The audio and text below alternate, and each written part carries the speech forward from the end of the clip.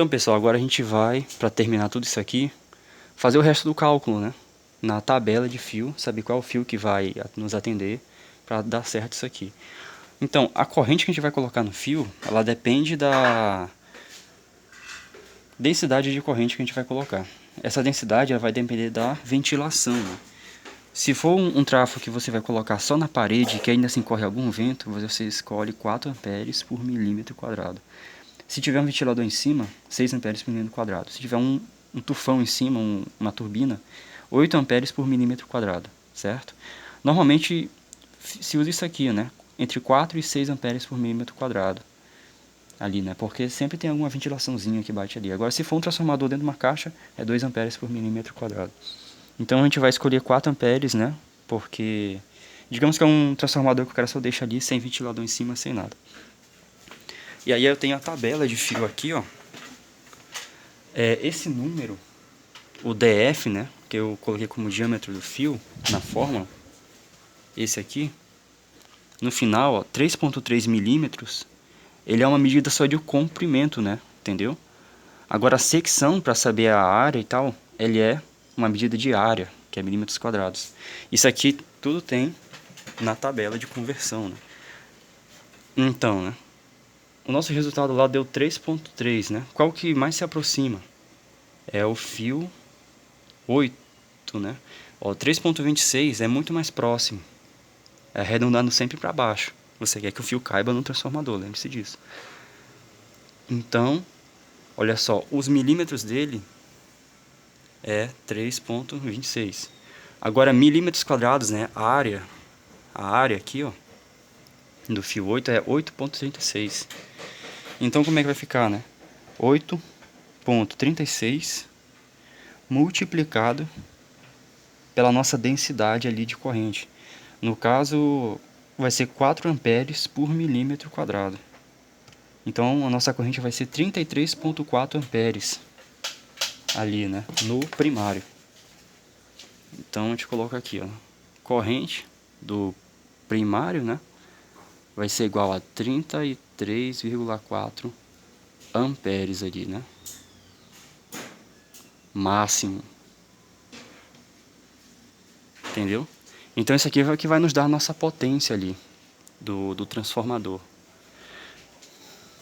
No caso os volts ampere, né? O VA, que é a potência que está entrando ali, né? No primário. Então foi 33,4, né? Amperes multiplicado por 127. O que deu aí, né? 4.250 VA, né? Ou só 4.200 VA. Depende aí.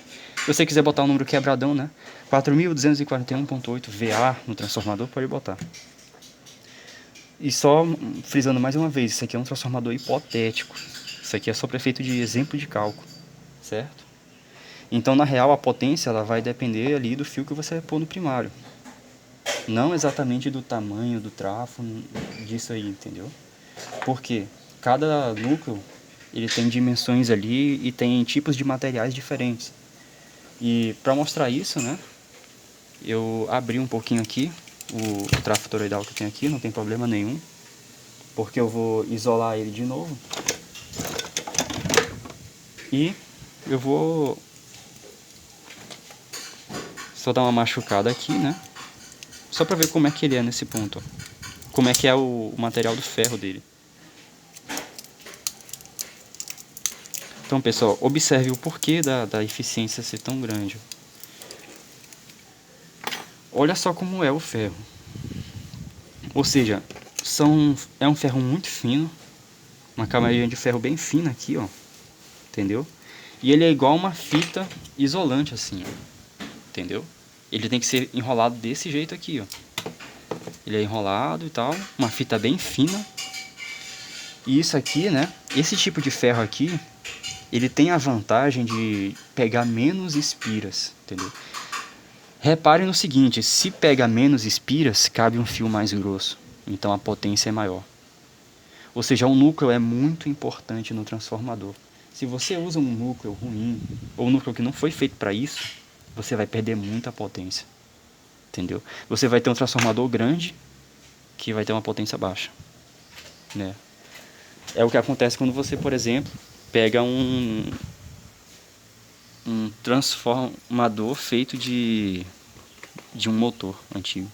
Observe aqui como é que é enrolado as bobinas no motor. Ó.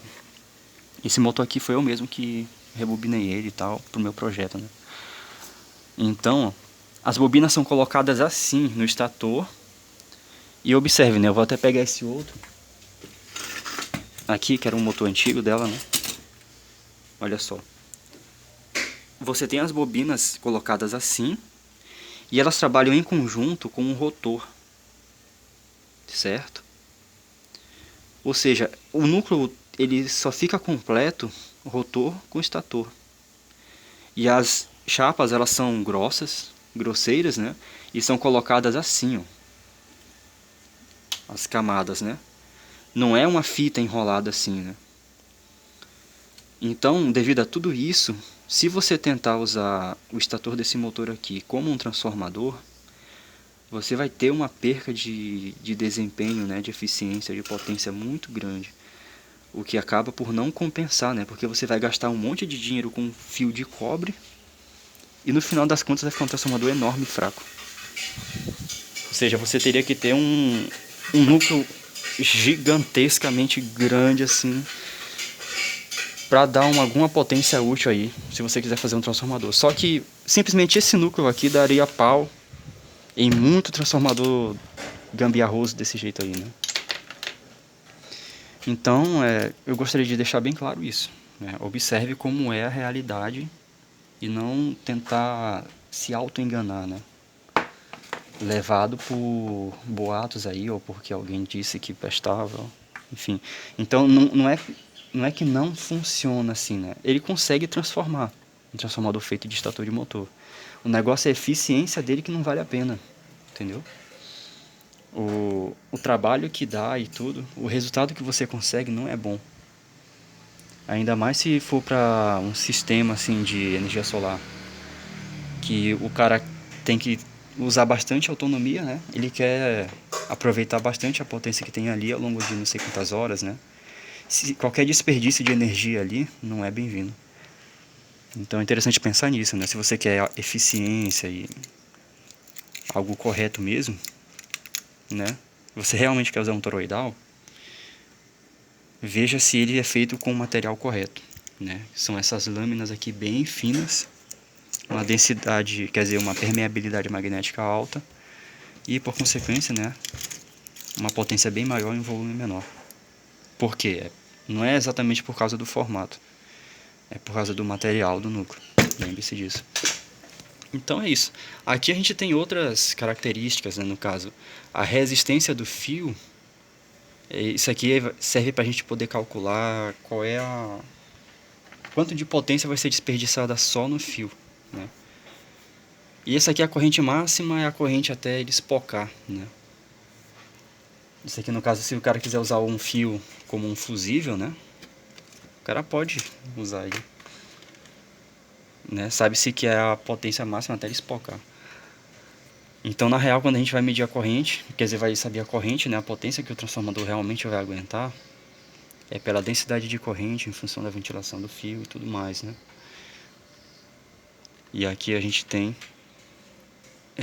diâmetro do fio, que é para fazer todos os cálculos, né?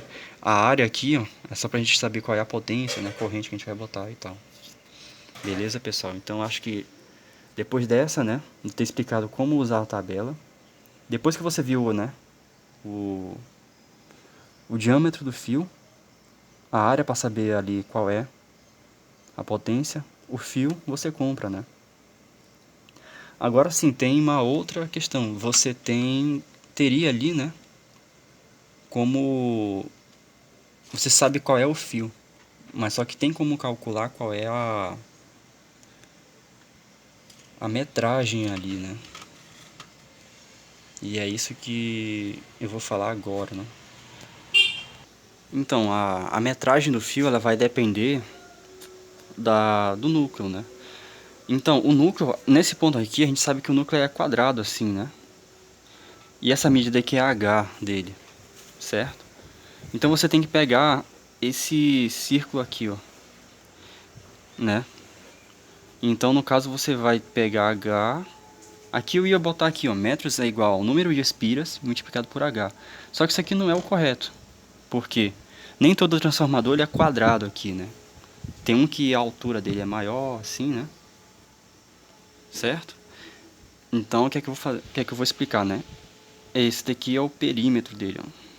Você vai pegar só um fio, né? E enrolar ele aqui assim e medir qual é esse comprimento, ó. Então é o número de espira vezes o perímetro. Perímetro do núcleo. Que você vai medir ali, ó, certo? Então, digamos aqui que esse núcleo aqui, quando eu dou uma volta aqui, ó, esse comprimento aqui é igual a uns, sei lá, deu 22 centímetros, né? Que é a mesma coisa que 220 milímetros.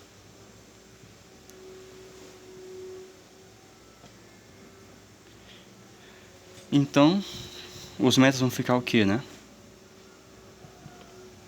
Metro será igual, qual é o número de espiras do vídeo anterior? 538.